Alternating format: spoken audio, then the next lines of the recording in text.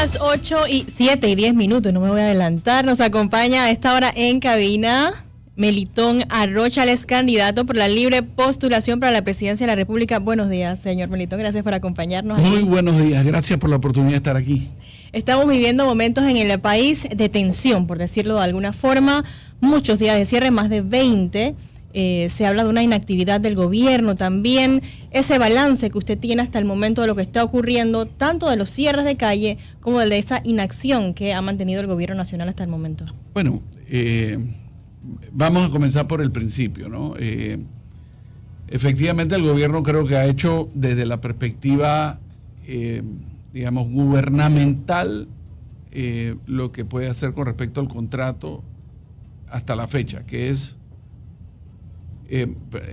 discúlpenme, no es el gobierno el que lo ha hecho, es miembros de la sociedad civil que han demandado el contrato que pasó el gobierno y con lo cual estamos a la espera de que la Corte Suprema de Justicia se pronuncie con respecto a la inconstitucionalidad del contrato, con lo cual el tema está por decidir. Hay poca cosa, hemos visto de hecho algunas señales por parte de la Corte Suprema de Justicia que nos indican que están trabajando con la celeridad que el caso amerita.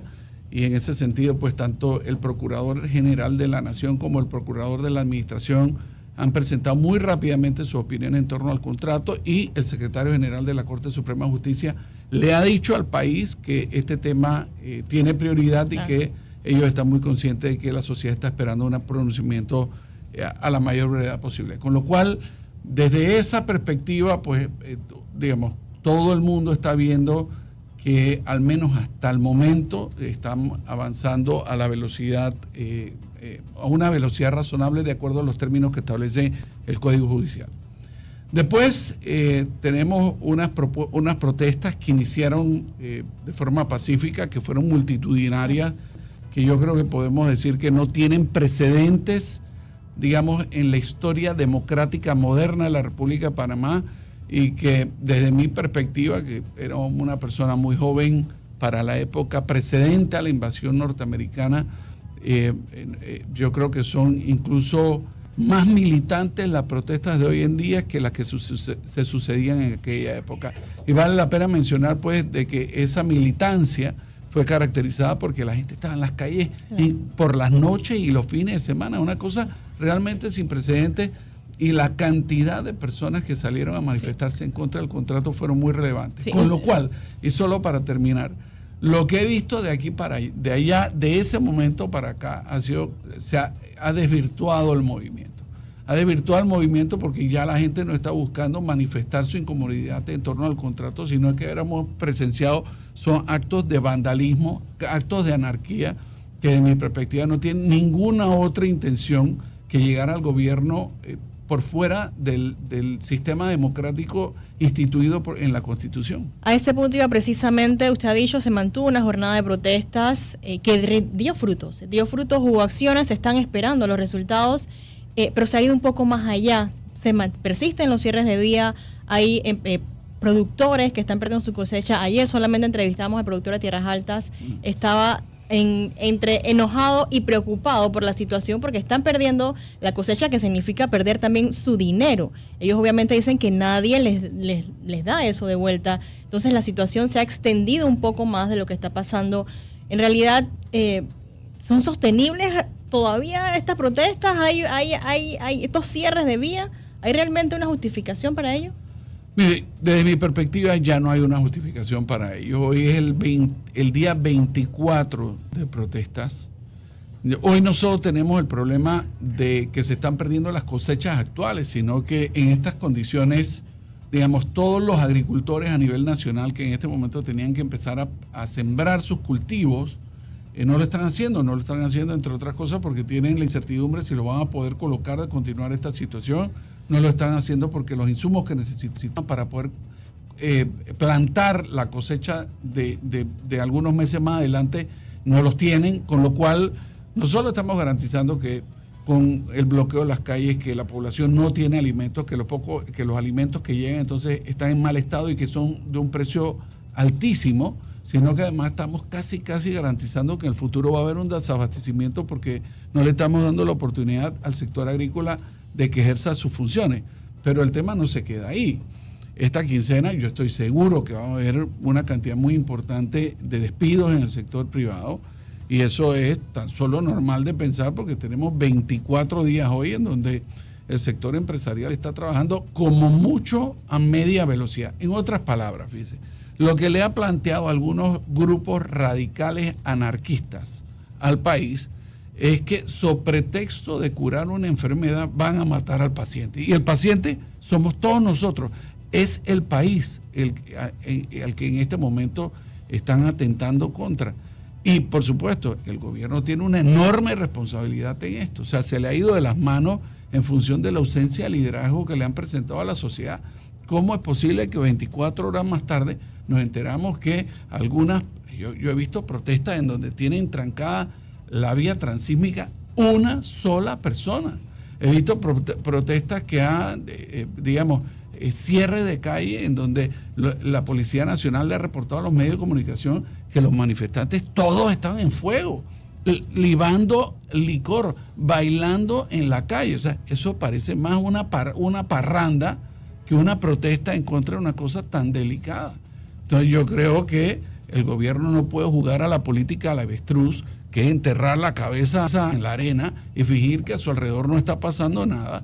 La Constitución lo establece bien. Ellos tienen la obligación de salvaguardar la honra y bienes del pueblo. Para mí es uno de los dogmas constitucionales, y eso, francamente, el gobierno ha pasado ausente de esa responsabilidad. Usted lo ha mencionado, muchos mencionan, estamos a la deriva. El capitán de la nave, del barco, ha desaparecido.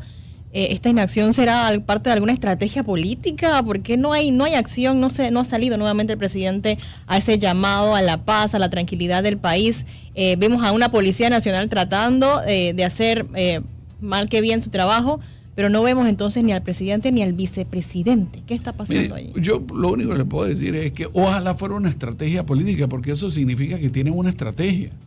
Francamente, lo que hemos visto, no solo en los últimos 24 años, sino ya en estos casi 5 años de mandato, es un presidente ausente de casi todos los problemas nacionales. Le voy a poner uno que se lo deja al próximo gobierno y que entró muy enérgicamente reclamándole al gobierno anterior que habían sido unos irresponsables en no atacar el tema de la Caja del Seguro Social.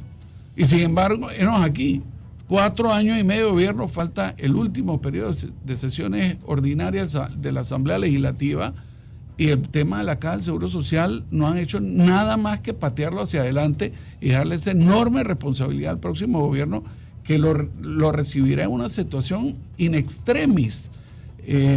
Y hay que entender que pareciera ser que la política de este gobierno es patear de nuevo otro problema muy importante, que es el problema del contrato minero, hacia el próximo gobierno también. Entonces, la verdad es que este gobierno está ausente de todo, no solo el presidente, sus ministros. O sea, es una escena desoladora para mí cuando el presidente se dirige a la nación en unas circunstancias como lo ha hecho ya en 2 o 3 ocasiones, y sus ministros no están ahí para respaldarlo, aunque sea con su presencia. Nosotros vemos un gobierno que está completamente desarticulado, en donde hay gente que tiene enormes responsabilidades para entender qué es lo que está pasando. El superintendente de banco, el superintendente de empresas no financieras reguladas, el ministro de Economía y Finanzas. Hoy hay una noticia muy importante, creo que es el diario La Estrella de Panamá, en donde el diario La Estrella plantea el cierre de la cuenta de Suntrax, y alegan algunas causas muy importantes, ¿no? Entonces yo creo que hay 1000 formas de abordar este tema. Por supuesto, requiere un trabajo de equipo, requiere que el equipo funcione, y a todas luces parece que eso no es lo que está sucediendo en el gobierno hoy. Usted mencionaba el tema de la Caja del Seguro Social, y se esperaba, según el gobierno nacional, que con la firma del contrato con Minera Panamá se iban a solucionar muchos temas, entre ellos el de la Caja del Seguro Social.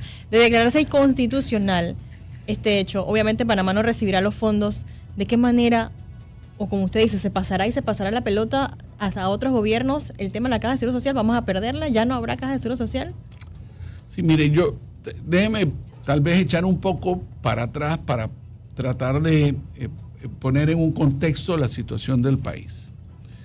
Yo creo que hay dos grandes grupos que en este momento todavía no hay una clara definición desde mi perspectiva en materia de políticas públicas de para dónde va a ir el país. Hay un grupo muy importante de panameños que no quieren que haya explotación minera, principalmente liderados por los ambientalistas. Dentro de eso yo creo que está gente como Suntrax y algunas otras gremios de izquierda principalmente, y hay otro grupo de la sociedad que se plantea la posibilidad de que haya explotación minera con un contrato mejor que el que existe, ¿no? Entonces, pero en definitiva, sobre todo en este segundo grupo de personas, una de las discusiones más importantes es cuántos recursos esa explotación de ese yacimiento minero se le van a otorgar al gobierno, y por vía del gobierno al presupuesto general del Estado, y por vía del presupuesto general del Estado un presupuesto robusto de inversiones, un presupuesto robusto de funcionamiento. Pero en todo caso, para ese grupo la discusión es cuántos son los recursos que se aportan. El próximo año la discusión muy probablemente será otra. La discusión será cuál es el sacrificio que todos los panameños vamos a tener que hacer para rescatar la Caja del Seguro Social. Que si no hacemos nada, de acuerdo a los expertos y a los actuarios, nos han dicho que si continuamos como vamos, ya no vamos a generar déficit, sino que en algún momento no van a salir cheques para pagarle a los jubilados, y cuáles son las consecuencias de eso. En otras palabras, el debate de hoy es para algunos, es cuántos fondos le van a aportar, cuánto dinero nos van a dar. El debate del próximo año es cuánto dinero nosotros vamos a aportar, muy probablemente. Y eso habla del estado de crispación y los nervios que tiene en términos generales la sociedad panameña, y plantea, entre otras cosas, los enormes retos que va a tener el próximo presidente de la República. Hablando de dinero y de pérdidas, ayer el CONEP daba a conocer 1.500 millones en pérdidas en estas 3 semanas. ¿De qué manera repercute, afecta esto a el gobierno, no al gobierno, al Estado panameño en el tema obviamente de desempleo, como usted lo mencionaba, y también recaudación? Bueno, las repercusiones van a ser enormes, ¿no? O sea, hay que entender que el gobierno no genera recursos económicos. Los recursos económicos los genera el sector privado, que se los entrega al gobierno por vía de impuestos, con lo cual, para que haya impuestos, tiene que haber actividad económica. Entonces nos encontramos, en vez de un círculo virtuoso, nos encontramos un círculo vicioso, en donde no hay actividad económica. Como no hay actividad económica, no se crea empleo, no se mejoran los salarios de los trabajadores, no hay mayor participación de mercado de las empresas, con lo cual no hay impuestos, y entonces empezamos a generar déficit por todas partes, ¿no? Lo único que nos queda aquí a todos como panameños, yo creo que hay que rescatar.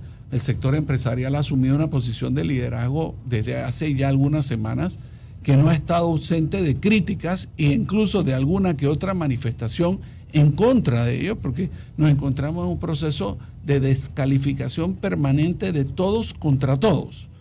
Y a mi juicio, esto que estamos viendo no es natural.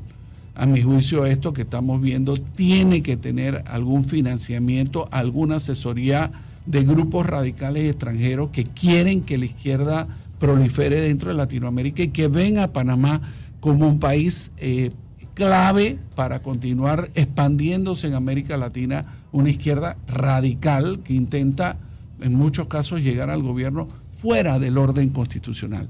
Entonces, sí, y hablamos solo de pérdidas económicas, pero hablemos de la cantidad de gente que tenía citas en el sistema de la Caja del Seguro Social, que todos sabemos lo difícil que es conseguir una, lo distante que te asignan esa cita en algunas ocasiones para verte enfermedades crónicas o terminales, y resulta ser que llegó el día que tú tanto habías esperado para irte a atender al médico para una operación quirúrgica y no pudiste llegar. ¿Cómo se mide, cómo se cuantifica eso? Eso no tiene forma de cuantificarse económicamente.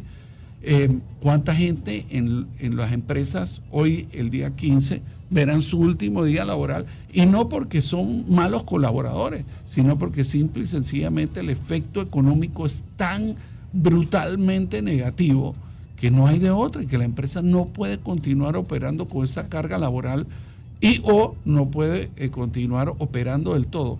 Todo esto, en términos generales, siendo patrocinado por Suntrax, que su principal objetivo debería ser velar por el bienestar de los trabajadores. Entonces, aquí se están dando algunas contradicciones muy importantes.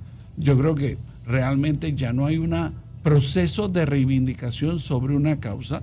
Aquí lo que hay es el interés de generar caos, de generar una situación económica de pauperismo y desesperación, y una vez que esas condiciones están dadas, ver si se rompe el orden democrático. Fíjese, posturas como, por ejemplo, adelantar las elecciones, que hay que decirlo, están fuera del marco constitucional. No es otra cosa que irrumpir el orden democrático del país. Orden democrático por lo cual generaciones anteriores de panameños lucharon, se sacrificaron y algunos murieron para darnos como legado la democracia endeble, imperfecta que tenemos, pero que es el mejor sistema de gobierno. Entonces, yo creo que aquí hay mucha gente pescando en río revuelto por diferentes razones, y nosotros tenemos que velar como sociedad de que de ninguna manera haya una interrupción del orden democrático. Usted ha planteado algo importante, y usted es político ya de varios años. ¿Cuál cree usted que sería la vía correcta o la estrategia que debería implementar en este caso el gobierno para llegar a un consenso, a esa paz? Sí, bueno, yo creo que no es una sola cosa. Yo creo que hay un conjunto de cosas que tendrían que suceder a corto plazo. La primera, por ejemplo, establecer una mesa de diálogo. No permitir que lleguemos a una mesa de diálogo arrinconados, acorralados, rehenes, como la que se dio el año pasado, en donde el producto de esa mesa de diálogo fue un gobierno de izquierda. Con lo cual, las políticas públicas que se originaron a partir de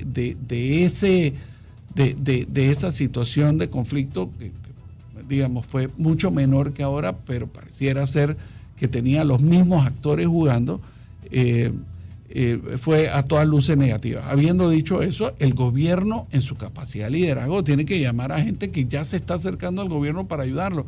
El sector empresarial, aun cuando tenga diferente visión con respecto a algunos temas, todos entendemos que la democracia está por encima de todos los valores y todas las discusiones. Entonces, tiene que llamar al sector empresarial, tiene que llamar a las iglesias, tiene que llamar a